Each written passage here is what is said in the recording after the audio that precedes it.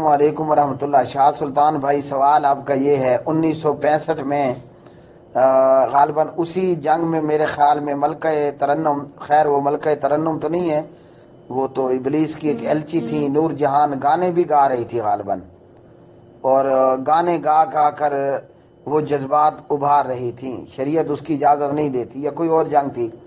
1965 کے حوالے سے جو آپ نے بات کہی کہ کچھ ایسے لوگ تھے جو گولے ہاتھوں میں پکڑ کر ہمارے اوپر پھینک رہے تھے، میرے بھائی جھوٹے قصے بنانے میں کوئی دیر نہیں لگتی ہے، ٹھیک ہے۔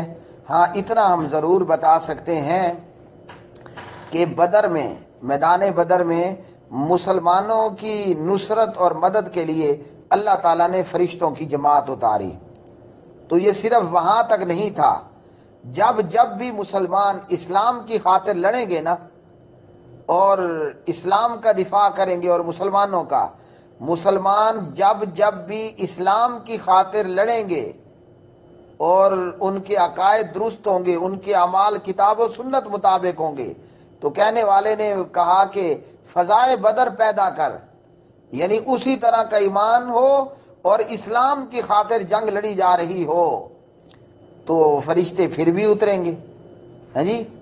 تو اللہ کے ملائکہ مومنوں کی مدد کے لیے کبھی بھی آ سکتے ہیں۔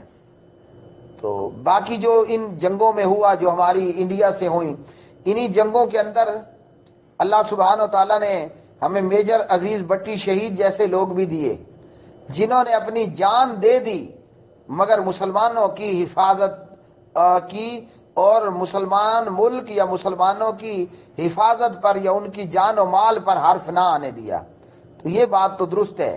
باقی رہ گیا کہ اگر کوئی یہ کہے کہ 1965 کی جنگ میں، 65 کی جنگ میں، 1965 کی جنگ میں مردے اٹھ کر آ رہے تھے تو یہ گپ ہوگی، یہ نرا لطیفہ ہے، لطیفہ بھی بھیڑ ہے قسم کا، یہ نری گپ ہے۔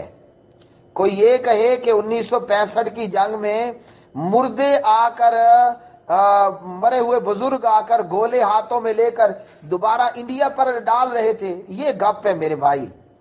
یہ کسی بدھو بے وقوف کو کوئی بے وقوف بنائے، کوئی چول ہو، کوئی جاہل ہو، کوئی نکما ہو، یا آپ مینٹل خانے میں کسی کو جا کر یہ لطیفے سنائیں تو وہ کہے گا ہاں ہاں جی کیا کہنے، واہ جی واہ، وہ جو فلاں بابا تھا نا وہ قبر سے اٹھ کر آیا اور انڈین آرمی کے گولے ہاتھوں میں پکڑ کر انڈین آرمی پر ڈال رہا تھا۔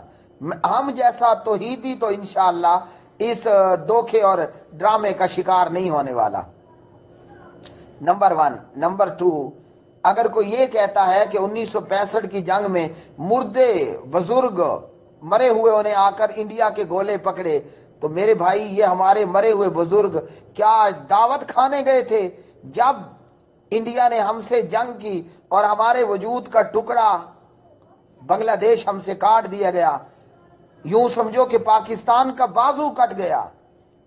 اب ہم ہیں تو صحیح، لیکن یاد رکھیے ہمارا ایک بازو ہم سے جدا ہے، بنگلہ دیش کی صورت میں ہم موجود تو ہیں لیکن ہمارا پاؤں انڈیا کی کوڑکی میں پھنسا ہوا ہے۔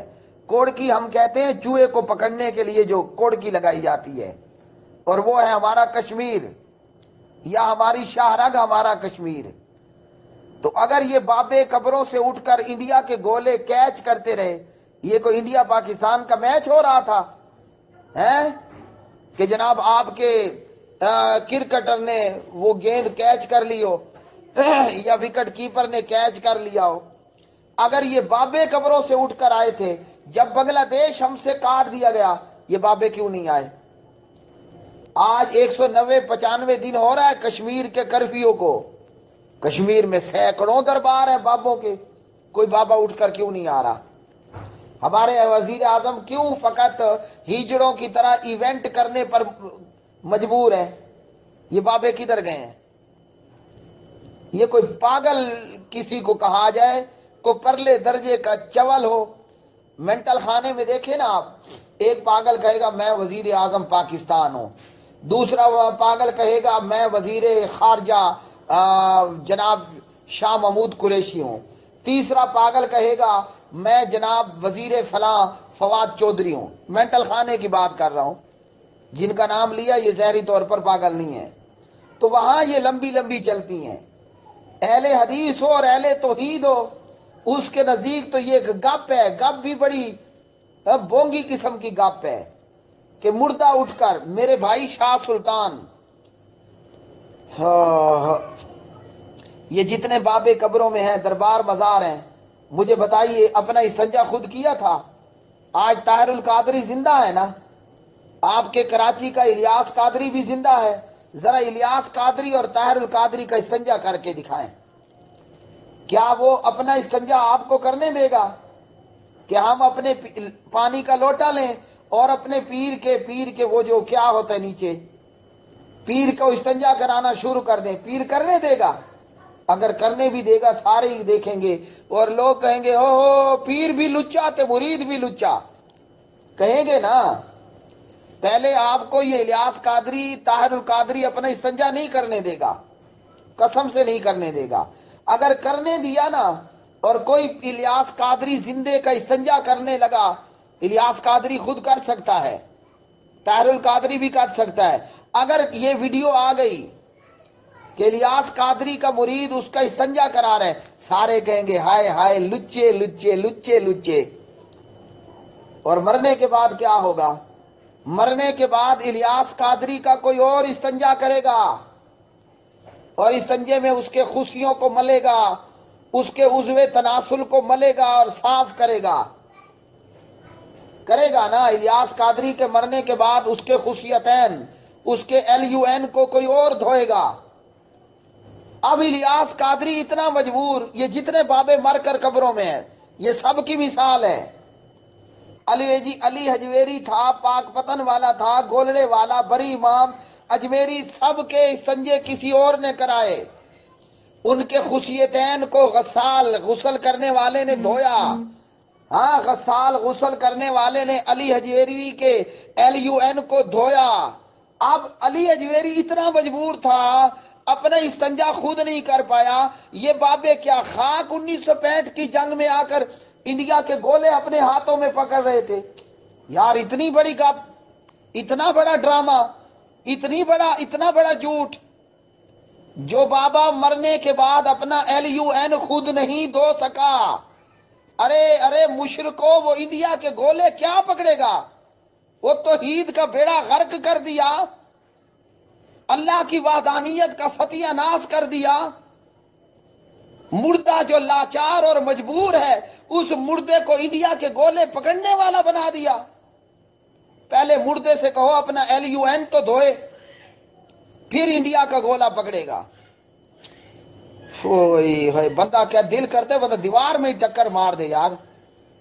اتنا بد عقیدہ مسلمان ہوگا کہ 1965 کی جنگ میں بابا قبر سے اٹھ کر انڈیا کے گولے پکڑ رہا ہے۔ گولے، توپ کے گولے کا پتہ ہوتا ہے؟ نہیں تو آرمی کے کسی توپ خانے والے سے پوچھ لیں، ایک زندہ آدمی توپ کا گولا نہیں اٹھا سکتا، یہ مردہ توپ کا گولا اٹھا رہا ہے۔ اپنے 3 انچ 4 انچ کے LUN کو مردہ خود نہیں دھو سکا۔ وہ انڈین آرمی کے، مجھے تو نہیں پتا، میرے پاس اتنا ٹائم نہیں ہے کہ ایک توپ کے گولے کا کتنا وزن ہوتا ہے اور LUN کا کتنا وزن ہوگا۔ وہ چمڑے کا، گوشت کا LUN 3 انچ 4 انچ، بہت لمبا ہوگا تو 6 انچ بس۔ اور بابا اپنا LUN مرنے کے بعد نہیں دھو سکا، بابا انڈین آرمی کے توپ کے گولے کو ہاتھ میں پکڑے گا اور وہ بھی ہوا میں اڑتا ہوا آ رہا ہے۔ واہ جی واہ، کیا گپ ہے جی، کیا مذاق ہے۔ اس پر میں انا للہ و انا الیہ راجعون ہی پڑھ سکتا ہوں۔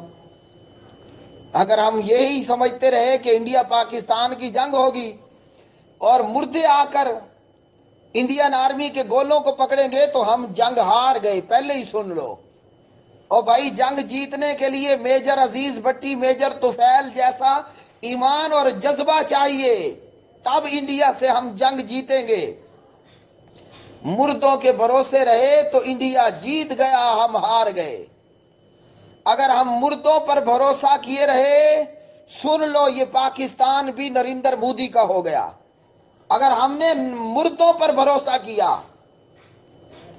اور اگر ہم نے خود کو ٹیپو شہید بنایا، خود کو میجر عزیز بٹی شہید بنایا، پورا انڈیا پاکستان بنے گا، اور انشاءاللہ بنے گا۔ اللہ نے ہمیں وہ خون دیا، اللہ نے ہمیں وہ جوان دیے ہیں جی، جو ٹیپو شہید سے بڑھ کر ایمان رکھنے والے، یہ پورا انڈیا پاکستان بنے گا۔